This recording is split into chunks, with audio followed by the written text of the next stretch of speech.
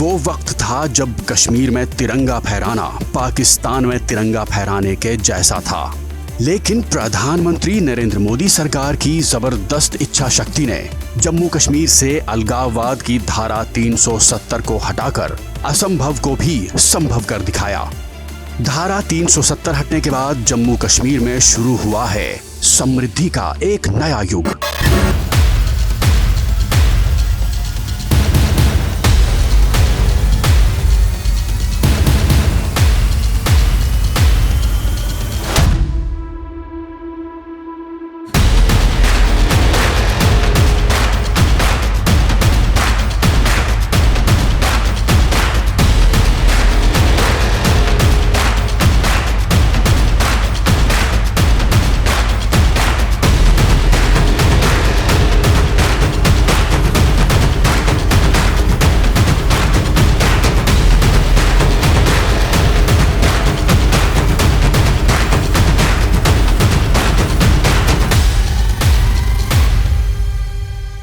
दो 2019 के बाद आफ्टर एब्रोगेशन ऑफ 370 हमें एक बहुत बड़ा बदलाव दिखा।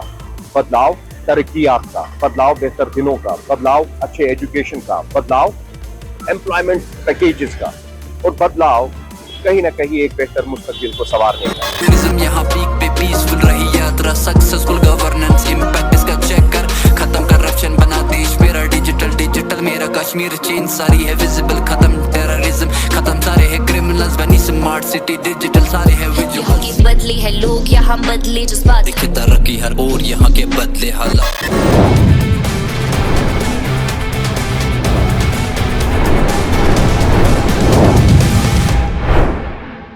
हिमालय पर सूरज की पहली किरण जब पड़ती है तो बर्फ से ढके शिखरों को कुदरत मानो सोने से मंड देती है। सूरज की जीवनदायी किरणें अब हिमालय की गोद में बसे जम्मू कश्मीर और लद्दाख के हर घर में समृद्धि की सुनहरी आभा बिखेर रही है। जी हाँ, इस पूरे राज्य को दशकों तक अलगाववाद की बेड़ियों से जकड़ कर रखने वाली धारा 370 के हमेशा के लिए खत्म होते ही जम्मू कश्मीर और लद्दाख का मानो कायाकल्प ही हो गया है। वादी की तस्वीर बदल गई है, लोगों ने एकजुट होकर एक नई शुरुआत की है। जिंदगी में चैन सुकून लौट आया है। नए अवसर, नए हौसले और नए सपने अब घर घर दस्तक दे रहे हैं। धारा 370 का अभिशाप हटने के साथ ही अलगाववाद और आतंकवाद का अंधेरा छट गया है। एक नई सुबह आई है। हजरत हिदर के आज के विशेष एपिसोड में पेश है देश की इच्छा शक्ति से लिखी गई कहानी, एक देश, एक विधान और एक प्रधान की कहानी, असली जन्नत की।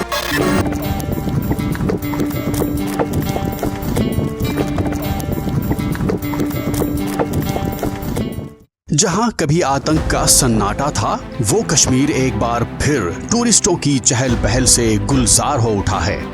जहां दशकों तक सिनेमाघर बंद रहते थे, वो कश्मीर अब इंटरनेशनल फिल्म फेस्टिवल ऑर्गेनाइज कर रहा है।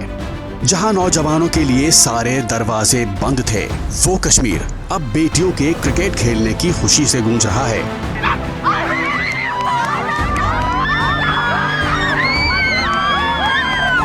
धारा 370 के इतिहास बनने के बाद कश्मीर की फिजा अब बदलाव की बयार से महक रही है। डेवलपमेंट और प्रॉस्पेरिटी के रंग बिरंगे ट्यूलिप्स चारों ओर खिल रहे हैं।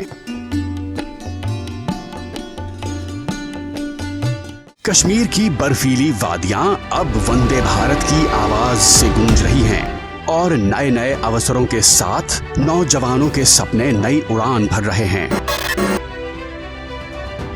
जम्मू कश्मीर और लद्दाख में बदलाव की शुरुआत हुई 5 अगस्त 2019 को, जब मोदी सरकार ने संसद में उठाया कश्मीर की ऐतिहासिक भूल को सुधारने वाला ऐतिहासिक कदम। भारत के संविधान के अनुच्छेद 370 के खंड 1 के साथ पठित अनुच्छेद 370 के खंड 3 द्वारा प्रदत्त शक्तियों का प्रयोग करते हुए राष्ट्रपति संसद की सिफारिश पर यह घोषणा करते हैं कि यह दिनांक जिस दिन भारत के राष्ट्रपति द्वारा इस घोषणा पर हस्ताक्षर किए जाएंगे और इसे सरकारी गैजेट में प्रकाशित किया जाएगा, उस दिन से अनुच्छेद 370 के सभी खंड लागू नहीं होंगे, सिवाय खंड 1 के नामक तदनुसार पढ़ा जाएगा। 70 साल पुरानी टीस खत्म हुई। एक देश, एक विधान और एक निशान का सपना पूरा हुआ। दशकों से पिछड़ रहा जम्मू कश्मीर और लद्दाख अब सही मायनों में भारत का अभिन्न हिस्सा बनकर देश के अन्य राज्यों की बराबरी में गर्व के साथ आ खड़ा हुआ। सरकार ने जम्मू कश्मीर और लद्दाख को 2 नए केंद्र शासित प्रदेशों का दर्जा देकर ये सुनिश्चित किया कि शिक्षा, स्वास्थ्य, रोजगार के साथ विकास योजनाओं का पूरा लाभ जम्मू कश्मीर और लद्दाख के दूर दराज के इलाकों के पिछड़े और वंचित परिवारों तक सीधे पहुँचे। मैं जम्मू कश्मीर के नौजवानों को कहना चाहता हूँ, साथियों मेरे शब्दों में भरोसा कीजिए। घाटी के नौजवान आपके माता पिता को, आपके दादा दादी को, आपके नाना नानी को जिन मुसीबतों से जिंदगी जीनी पड़ी, मेरे नौजवान आपको कभी भी ऐसी मुसीबतों से जिंदगी जीनी नहीं पड़ेगी। ये मैं करके दिखाऊंगा, ये मैं आपको विश्वास दिलाने आया हूं। धारा 370 हटने के बाद कश्मीर में चैनो अमन लौट आया है। वादी पहले के मुकाबले अब कहीं ज्यादा सुरक्षित हो गई है। सरकार की सख्ती ने कश्मीर से आतंकवाद को उखाड़ फेंका है। इससे पाकिस्तान बॉर्डर पर भी अब शांति हुई है। पत्थरबाजी और सीमा पार से घुसपैठ के मामले अब लगभग खत्म हो गए हैं। 1994 से 2014 के बीच कश्मीर में औसतन 47,381 आतंकवादी घटनाएं दर्ज की गई थीं, जबकि धारा 370 हटने के बाद आतंकवाद की घटनाओं में भारी कमी आई है और इस साल अब तक मात्र 12 छिटपुट घटनाएं ही हुई हैं। हम ना हुर्रियत से चर्चा करेंगे, ना जमयत से करेंगे, ना पाकिस्तान से चर्चा। मान्यवर, अगर हम चर्चा करेंगे तो घाटी के युवाओं से चर्चा करेंगे, वो हमारे। युवाओं के लिए नए अवसर तेजी से बढ़ रहे हैं। पुलवामा के लस्सीपुरा में बना इंडस्ट्रियल ग्रोथ सेंटर इसकी एक बड़ी मिसाल है। यहाँ फूड प्रोसेसिंग से लेकर दवाइयां बनाने तक कई इंडस्ट्रियल यूनिट्स काम कर रही हैं, जो हजारों लोगों को रोजगार दे रही हैं। कश्मीर को भारत की एप्पल बास्केट भी कहा जाता है। देश के कुल सेब उत्पादन में जम्मू कश्मीर की हिस्सेदारी लगभग 87% है और लाखों लोगों का रोजगार इससे जुड़ा है। सरकार सेब किसानों को अपनी फूड प्रोसेसिंग यूनिट लगाने में भी भरपूर मदद दे रही है।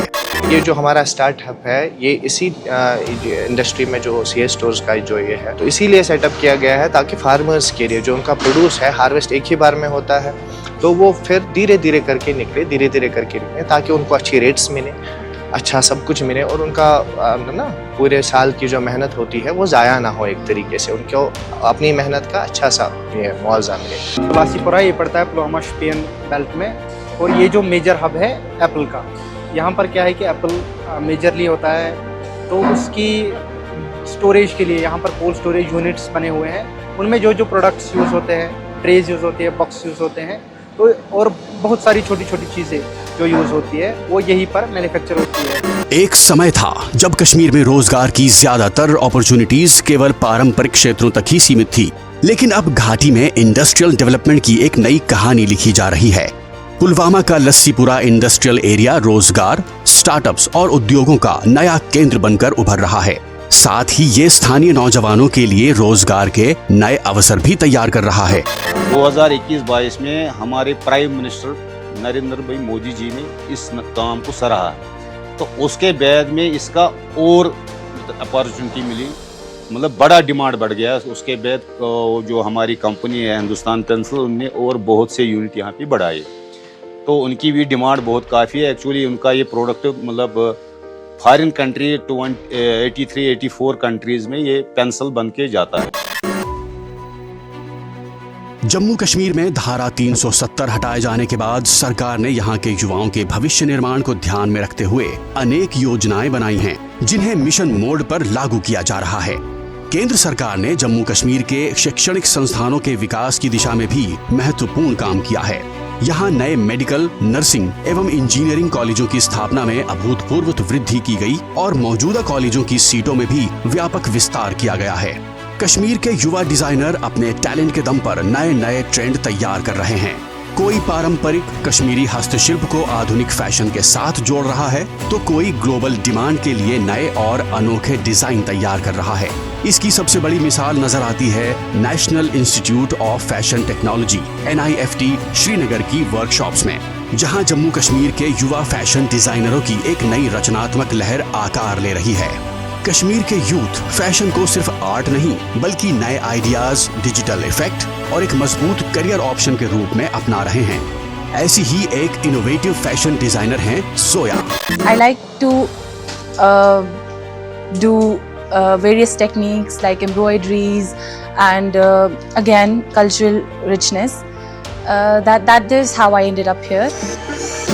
एक और युवा कश्मीरी संस्कृति से प्रेरित फैशन कलेक्शन तैयार कर रहे हैं, तो दूसरी ओर ज्वेलरी डिजाइन के छात्र अट्रैक्टिव ज्वेलरी तैयार कर रहे हैं। For example, if I am taking architecture of temples, so उसमें से मैं उनके elements लेती हूँ, फिर उन्हें मॉडर्न वे में, एक कंटेम्प्रेरी वे में इम्प्लीमेंट करती हूँ एंड देन पूरा डिज़ाइन प्रोसेस फॉलो करके एक स्क्रैच से फाइनल प्रोडक्ट तक। कश्मीर की बेटियां खेल के मैदान में अपनी अलग पहचान बना रही हैं। जूडो हो, रग्बी हो या मार्शल आर्ट्स, कश्मीर की ये युवा खिलाड़ी पूरी मेहनत और जुनून के साथ आगे बढ़ रही हैं। उनका सपना सिर्फ मेडल जीतना नहीं बल्कि अपने परिवार और देश का नाम रोशन करना भी है। मुझे बहुत ज़्यादा खेलने में बहुत ज़्यादा इंटरेस्ट था, इसमें जूडो में एक मेडल लाना, नेशनल तक पहुंचना, इंटरनेशनल तक पहुंचना। We have 3 sibling sisters. We don't have any brother. But मेरी मम्मा हमेशा या बाबा हमें ऐसे ट्रीट करते थे कि आप हमारे बेटे हो, जैसे लड़के खेलने जाते हैं आप भी खेलो। तो मैंने फिर डिस्ट्रिक्ट्स खेले, उसके बाद मैंने स्टेट्स बहुत सारे खेले। मैंने अपनी स्टेट का बहुत सारे स्टेट्स में मैं खेलने के लिए गई। उसके बाद मैंने इंटरनेशनल भी खेला, मैंने वर्ल्ड चैम्पियनशिप भी लास्ट ईयर खेली। रग्बी में बाकी गेम्स भी बहुत अच्छी हैं, लेकिन मैं सबसे ज़्यादा रग्बी का कहना चाहूँगी कि रग्बी एक बहुत अच्छी गेम है और आहिस्ता आहिस्ता करके बहुत लड़कियाँ रग्बी में अपने आप को इंडल्ज कर रही हैं। डल झील अब टूरिस्टों की चहल पहल से आबाद है। सरकार ने 85 करोड़ रुपए की लागत से डल झील को देश के सबसे आकर्षक पर्यटन केंद्र के तौर पर डेवलप करने की विशेष योजना भी बनाई है। कश्मीर के सौंदर्यीकरण और इंफ्रास्ट्रक्चर को सुदृढ़ बनाने के लिए ठोस कदम उठाए गए हैं।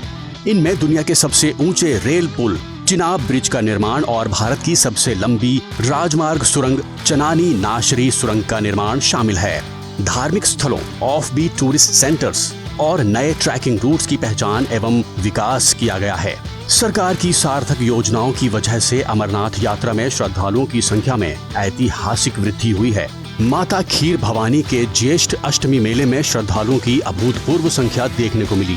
वहीं कुपवाड़ा स्थित मां शारदा देवी मंदिर में आजादी के बाद पहली बार भारी संख्या में श्रद्धालुओं ने नवरात्रि पूजा की।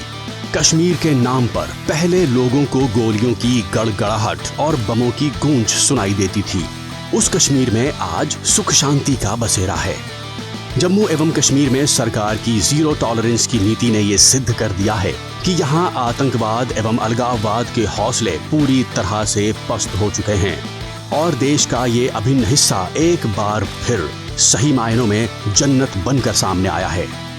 जम्मू कश्मीर और लद्दाख के नौजवानों ने अब ठाना है कि सीमा पार के आतंक के सौदागरों को देश की एकता, अखंडता के साथ खिलवाड़ नहीं करने देंगे। कश्मीर के नौजवान अब देश के अन्य युवाओं की तरह ही नए नए स्टार्टअप कर रहे हैं और देश को विकसित राष्ट्र बनाने के लिए एकजुट होकर बराबरी का योगदान दे रहे हैं। जम्मू कश्मीर और लद्दाख के लोग अपनी महान विरासत के संरक्षण के साथ इस पूरे क्षेत्र को सशक्त और डेवलप बनाने के लिए सरकार के साथ कंधे से कंधा मिलाकर काम कर रहे हैं। इतिहास की सबसे बड़ी भूल हमेशा हमेशा के लिए सुधारी जा चुकी है और देश अपने 140 करोड़ नागरिकों की एकजुटता के साथ सुनहरे भविष्य की ओर आगे बढ़ चुका है।